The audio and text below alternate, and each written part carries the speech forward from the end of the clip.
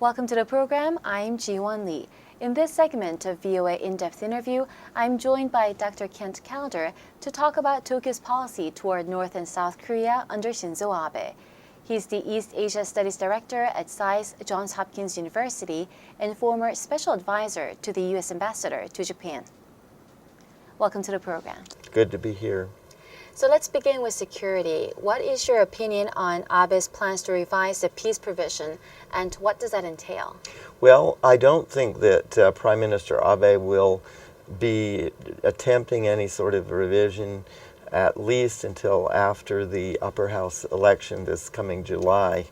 The issue is quite controversial, of course, in Japan. His first priority is stabilizing LDP rule in Japan, and so he won't want to address that question, I think, until after.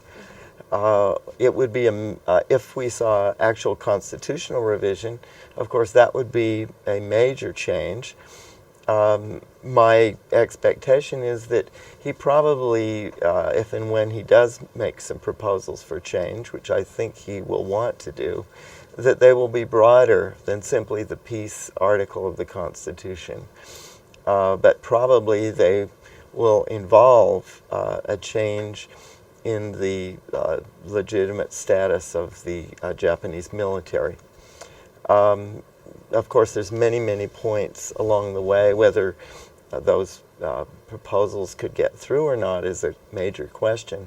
His grandfather tried to revise the Constitution in the late 1950s, and of course was unable to do that.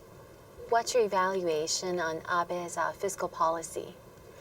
Do you view it positively or negatively? Well, I think that the Japanese economy has been stagnant for 20 years. Broadly speaking, I think some measures to jumpstart the Japanese economy, to get it moving again, are important for the region and for the world. That said, of course, sharp shifts in the exchange rates, just to cite one, they affect other countries, including Korea, of course, as well. And so I think those measures need to be more gradual. It can't just happen very suddenly, and I'm concerned that however these things proceed, they don't trigger a currency war. What is Abe's philosophy on China? I think, in a word, that Abe is quite pragmatic.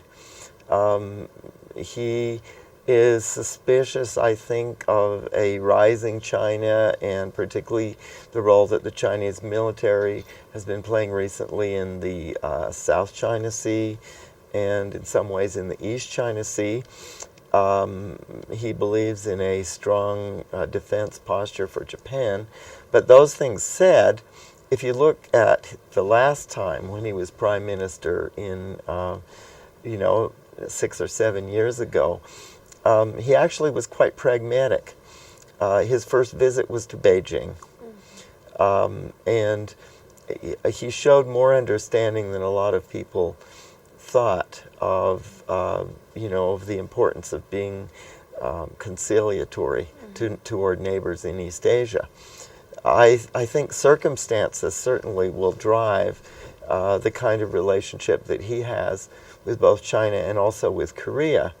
But I think he probably wants to start out by trying to stabilize that and confidence building rather than stressing some of the historical or territorial issues on which he, no doubt, doesn't see eye to eye with his neighbors. Although he faces a lot of challenges with South Korea also, he seems more flexible toward Seoul than he is to Beijing. Is that your assessment as well? Definitely. He does understand security issues. He has a stronger consciousness of security issues than almost any Japanese leader that at least I've met personally. And he sees that, of course, both Korea and Japan have bilateral security alliances with the United States. He's not trying to consolidate that into something broader in any very explicit way, But I think he believes that because both are allies of the United States, that they also should have some common consciousness on regional security issues, and of course the largest of those relating to North Korea. So the U.S. really wants South Korea and Japan to work together on security issues because those two are, Washington's biggest allies in the region. And how do you think the Abe administration is responding to that request? I think that they're cautiously positive about that. They're concerned about the rise of China.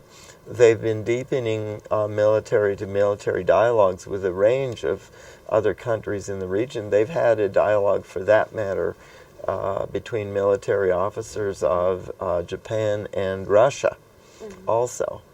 And so I think at the operational level, in terms of discussions of common concerns like of North Korean missile tests or North Korean nuclear tests or operational issues concerning emergencies in Northeast Asia, that the Japanese are going to want to have realistic discussions with South Korea, and they're not going to want historical issues or territorial issues to get in the way of that. If North Korea, if and when they launch another rocket or even a nuclear missile test in the future, what do you think is going to be the Japanese government's response in terms of sanctions, etc.?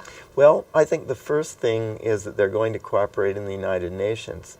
When the North Koreans launched some incidents in the West Sea and so on, during President Lee's administration, Japan, that was also on the Security Council at that time, was a very strong supporter.